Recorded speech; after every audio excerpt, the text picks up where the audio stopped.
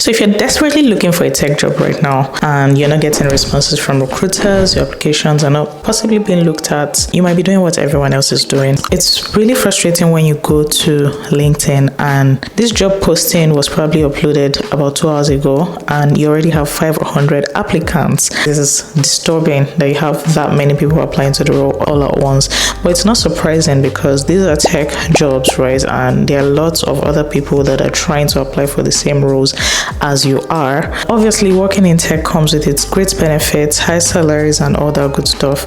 And there's a chance that you're not the only one looking at this role. In this video, I'm going to show you how to bypass the crowd and get your application seen and responded to and potentially get the job as soon and as fast as possible. So the reality is that most people apply to tech jobs using very popular websites like Monster, LinkedIn, Indeed, and obviously there is the easy apply button to apply to these jobs and a lot of people take advantage of it. But there's a very high possibility that your application is not being looked at because it is in a crowd of tons of other applications. What you want to do to ensure that you land your application in there as soon and as fast as possible is to be applying to niche roles. You don't want to just be applying to where everyone is applying to. So one of the ways to do this is to apply to specialized platforms that cater to roles that are specific to industries and types of employment. A lot of these niche boards do not have the easy apply button, so you have to take your time to apply to them, and obviously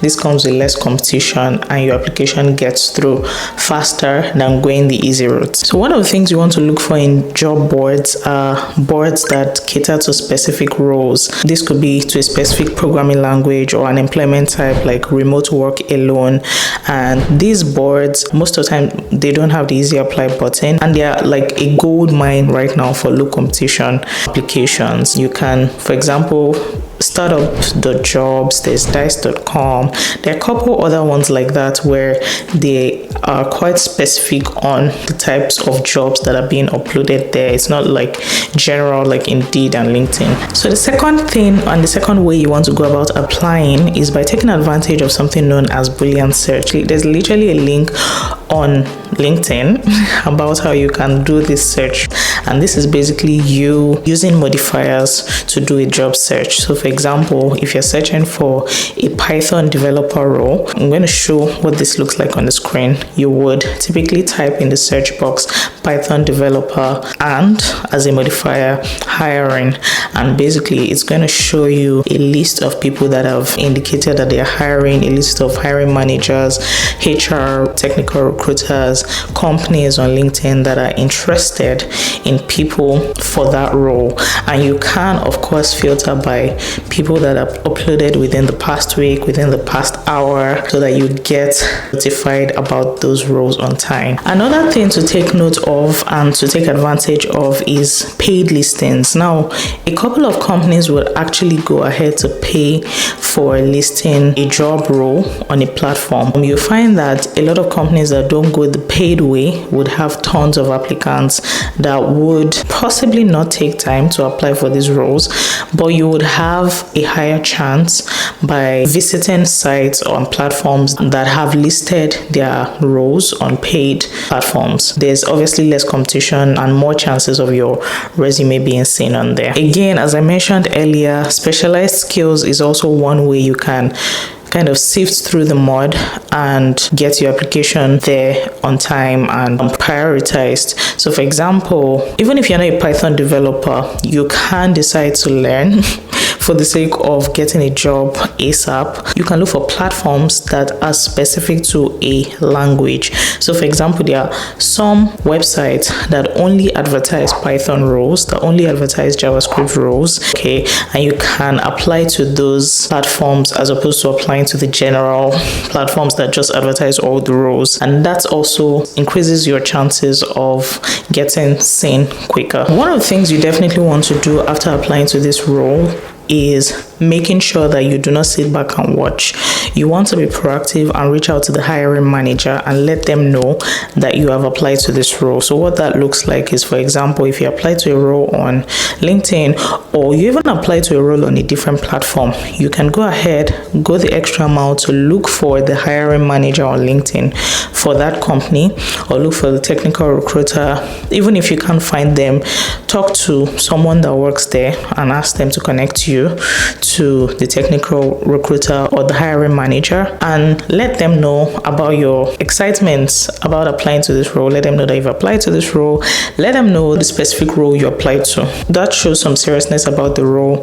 That communicates that you are really interested, and there's a potential for your application to be put forward when you go that route. There are a couple of times I've done this, specifically reaching out to hiring managers and letting them know I've applied for a role, and I've gotten, tons of responses almost immediately, especially for roles that possibly just got posted, getting my application right there sooner than expected. Also, another thing you want to do, and I know most people do not really care about this, but it's something you possibly want to care about, especially in these trying times, is that you want to tailor your resume. So instead of using the same resume for all the jobs, you want to be specific about the resume based on the type of application you're going for. So for example, you have some experience in Kotlin, you're applying to an Android role.